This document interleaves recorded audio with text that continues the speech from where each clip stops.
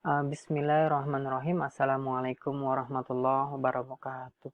Rekan-rekan mahasiswa yang berbahagia, bagaimana kabarnya? Insya Allah dalam keadaan sehat walafiat dan dalam naungan Allah Subhanahu Wa Taala.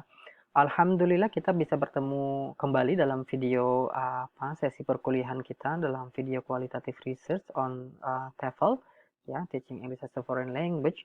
Ya, khususnya kita akan menggali tentang riset-riset kualitatif. Rekan-rekan, pada minggu sebelumnya kita sudah sedikit berdiskusi tentang ontologi dan epistemologi dari riset kualitatif. Dan dalam sesi perkuliahan, ya, ceramah online ini, saya akan mencoba untuk membandingkan, ya, ontologi dan epistemologi dari qualitative research dan quantitative research. Dalam mata kuliah kita terdahulu di quantitative research, kita sudah sedikit banyak berdiskusi tentang ontologi dan epistemologi, dan kali ini kita akan sedikit membandingkan, ya, yang kita telah pelajari dari semester sebelumnya dengan yang sekarang. Rekan-rekan, silakan rekan-rekan melihat, ya, di whiteboard di belakang saya ini, itu ada dua perbandingan. Yang pertama yaitu tentang kualitatif, ya, kualitatif di sini, dan sebelah kanan kuantitatif. Rekan-rekan masih ingat bahwa paradigma untuk kuantitatif adalah apa? Oke, good. Oke, kita positivism. Dan kualitatif, nah ini memakai paradigma yang kita sebut dengan constructivism, ya. Nah, constructivism. Oke. Oke, ini mohon maaf karena sedikit. Oke. Rekan-rekan, constructivism ini dia memiliki nama lain, ya, interpretism, ya, interpretive. Sorry, interpretive, ya. Nah, rekan-rekan, sebelumnya kita sedikit ulas kembali, ya, bahwa positivism ini ontologinya adalah melihat sebuah kebenaran atau realitas itu dengan menggunakan kebenaran tunggalnya atau single reality. Single reality, ya, karena ini sifatnya single, ya, maka dia hanya ingin membuktikan atau mengkonfirmasikan apakah kebenaran ini benar atau tidak, ya, sehingga risetnya selalu berbicara tentang yes atau no, apakah ada perbedaan, ya, apakah ada hubungan, ya, karena dia harus membuktikan realitas yang ditemukan dengan teori yang ada, ya. Nah, ini adalah paradigma positivism. Nah, ini disebut dengan constructivism atau interpretism ini karena sekali lagi ini karena ada multiple reality, ya. Ada multiple reality.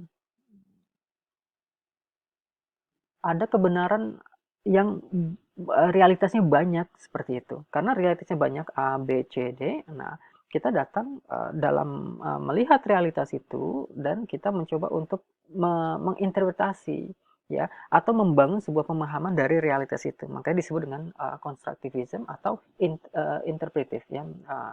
Kita interpret, ya, kita menerjemahkan realitas yang ada. Nah, konteksnya apa dalam riset kualitatif dan riset kuantitatif, ya? Di sini kalau kita lihat, ya, di sini kalau kita lihat konseptual dari kualitatif ini, ya, concern with understanding, ya, human behavior from. Nah, ini karena ada perspektif. Nah, saya ingin menggariskan membawakan perspektif karena dia konstruktif membangun sebuah pemahaman.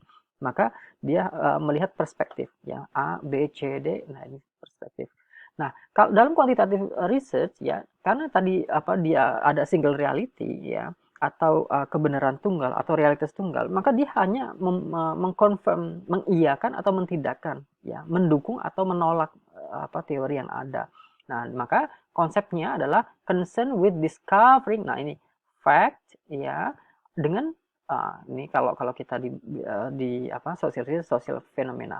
Nah, dalam konteks risetnya sekali lagi ini assume dynamic, ya. Nah, ini dynamic, ya, dynamic itu ya dinamis, ya, berubah-ubah gitu kan, and negotiate. Nah, oke, and negotiated reality. Nah, ini ada kata negotiated, ya.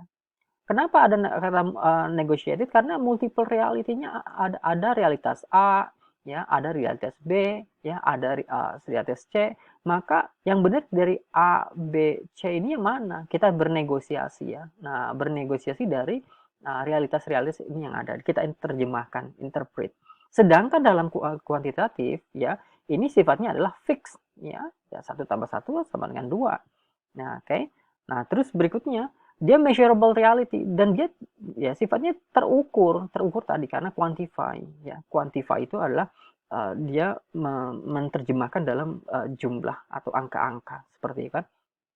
Ya, sekali lagi kata kunci ini menarik sekali ya. Kata kuncinya adalah negotiated reality, bahwa realitas itu bisa dinegosiasikan. Kenapa? Karena interpret, kita menerjemahkan dari realitas yang ada.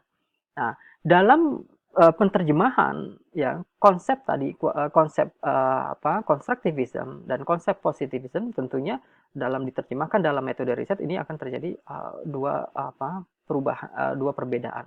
Nah, dalam aspek methodological ya sekali lagi kalau ada tadi ontologi terus baru epistemologi baru menjadi methodology ya. Data are collected through participant observation. Nah, ini observation di observe atau di wawancara. Ya, data are analyzed by themes. Ya, by themes. Ya, jadi dia nanti interpretasi apa ya atau tema-tema dari interpretasi apa yang muncul ya dari yang dibawakan oleh informan. Sedangkan dalam kuantitatif, data are collected through measuring. Ya, semua yang terukur. Diukur itu ya bentuknya tes atau survei, ya seperti itu.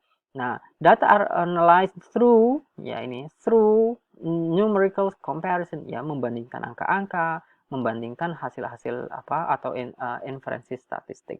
Ya, sekali lagi, ketika berbicara tentang metodologi, nah karena ini sifatnya negotiated reality, maka ya realitas itu kan bisa dilihat banyak atau tidaknya ketika kita mencoba mendekati informan kita ya atau partisipan kita dan kita melihat realitasnya apa yang mereka temui dan kemudian kita terjemahkan sehingga data are reported in the language ya data are reported in the language of the informant karena dia yang mengatakan ketika kita interview dia mengatakan A B C D terus kita laporkan dalam riset kita ya yang sama seperti yang diberikan oleh oleh informan. Sedangkan kalau dari aspek kuantitatif, data are reported through karena ya tadi ada data-data angka ya dibandingkan angkanya, diinfer statistiknya ya.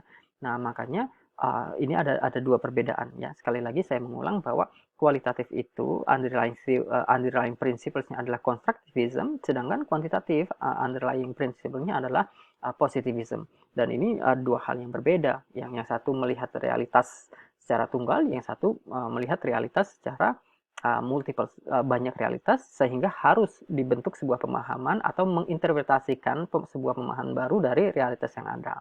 Nah, oke rekan-rekan. Nah, ini sedikit review terkait dengan terkait dengan materi kita yang tentang ontologi epistemologi dari qualitative research.